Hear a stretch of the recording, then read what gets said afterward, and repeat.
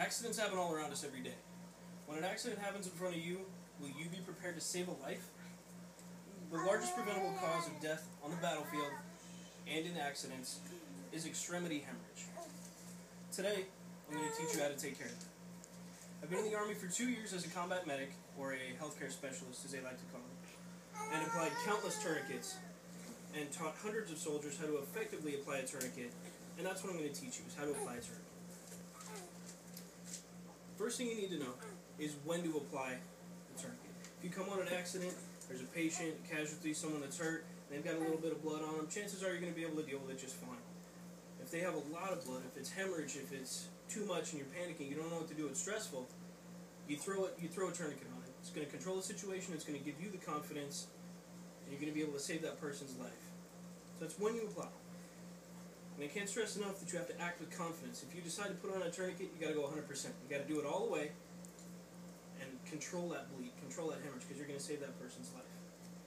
What we're going to cover are 3 types of tourniquets. The first one is called the soft T.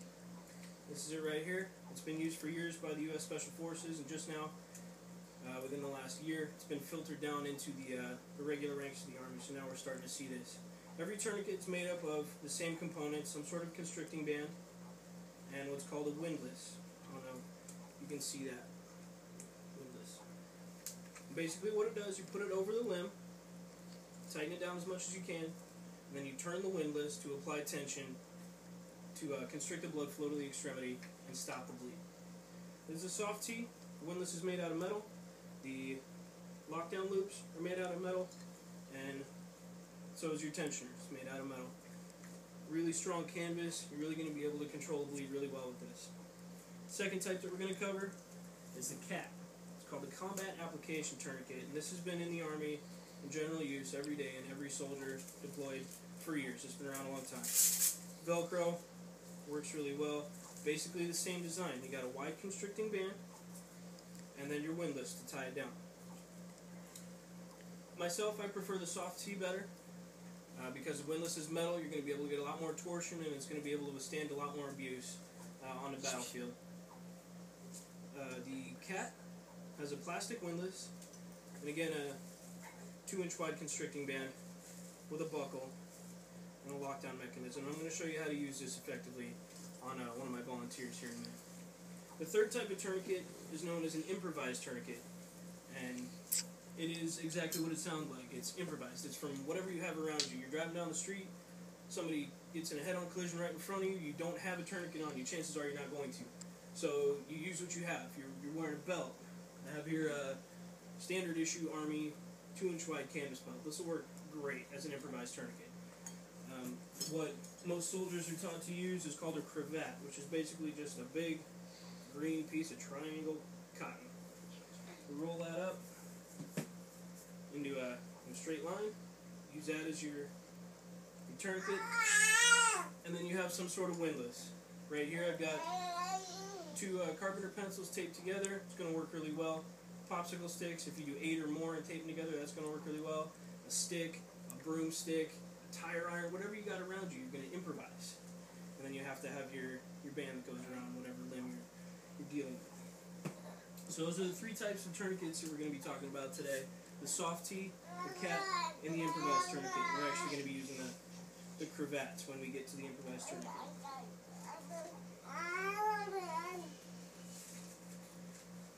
So, first thing you need to know is how to apply the 2 different types of tourniquets. One's a hasty, and the second is a deliberate tourniquet with each of the 3.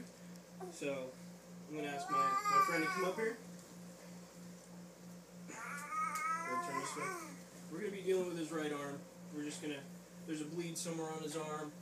We're just going to visualize that. I'm not actually going to make him bleed as much as I'd like to. So the first thing you need to know is the hasty tourniquet. There's so much blood, you don't know what's going on, you don't know where the bleed is, you need to stop that bleeding as quickly as possible, so just throw it on. He's got a jacket, he's got a shirt, whatever, it doesn't matter. You're going to get it up as high as you can, up into his armpit, on top of his clothing, and just cinch it down. Boom. Okay? That's your hasty tourniquet. The second type of tourniquet is called a deliberate tourniquet. And after you've controlled the bleeding, You can assess what's going on, clean him up, figure out where the actual wound is. If he's got a nice laceration down here on his arm, it's bleeding really good, I can take a second tourniquet, put it 2 inches above the wound, control the bleeding there, and then release this tourniquet. So you've got your hasty tourniquet, just to control the situation, and your deliberate tourniquet, which you can actually leave in place for up to 6 hours with no damage to the body. So I'm going to loosen this up, take it off. Next thing you have to do with the soft tee, we're going to start with that. Again, the one with the metal windlass and the metal tie downs. Constricting band. So he's got to bleed. We're going to throw it on him real quick. High and tight. Cinch it down real good. And then twist. You can twist this as many times as you want, but shouldn't have to do more than 3 or 4. But how's your arm feeling? It's good. Alright, tell me when to stop. Is that good? Okay. So now we're going to take this here, hook it there, and secure that windlass in place. Now, you might be able to tell his arm's already turning a little red. He's losing some blood in his arm. When you get the tourniquet in place, you're going to notice an immediate stop in the bleeding. What you want to do is, down on your wrist, check for a radial pulse. Now usually when people are checking for pulses, you're thinking, oh, he needs to have a pulse. He needs to have a pulse. This is the exact opposite of that. You put something on here that's constricting all his blood, you want him to have no pulse. If he's still got a pulse, it means your tourniquet's ineffective. You need to lock it down more. So, that's the soft tee. That's how it works. I like it. You can undo it like that. Comes off real easy. He's good to go. Second type is the cat. We'll just go through this real quick because we're going to spend some time on the improvised tourniquet. Go ahead. This goes high and tight on the close. Lock it down with the Velcro. Twist your windlass. Lock it down. Same thing. And that's going to control the bleeding just as well. It's the second type of tourniquet you're going to find all over the U.S. military. And actually, some EMS agencies have started picking up tourniquets. CAT is real popular with them as well. Third type of tourniquet is your improvised.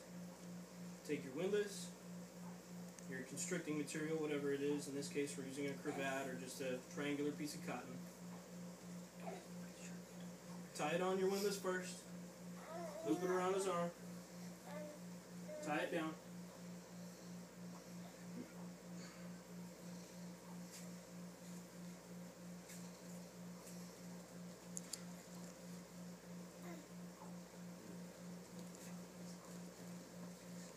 And then, I don't want to pinch him too bad in a combat or emergency situation, not a big deal, but I'm going to pull it up so I don't pinch him.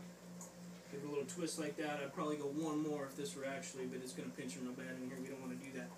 So, check for pulse. Right now he's got a pulse, but if I give this one more half turn, no pulse. He's done. So, can you go ahead and hold that for me real quick with your other hand?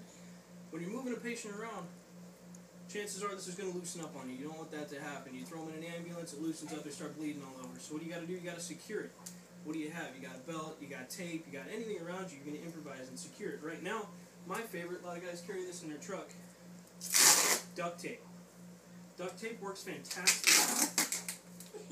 And for the record, Hood had no idea this was going to happen until I actually did it. So, you're a good sport. Thank you. So, duct tape it. Now this is going to stay on there as long as we need it to, up to 6 hours, but with no damage to the human body. So, that's how you apply an improvised tourniquet. You saw the cat, you got the soft tee. I hope you learned something, and maybe one day you can save a life. Got some books here that I use as a reference. Ranger Medic Handbook is a Combat Medic's Bible. Combat Medic Field Reference, slightly larger resource. Warrior Skills Level 1, a lot of good first aid information in there. And the 68 Whiskey Combat Medic Skills book is another resource that I've been pulling information from. So, we never know when we're going to find ourselves in a position to save a life. Go over what we learned here today and practice, practice, practice. It might save someone's life.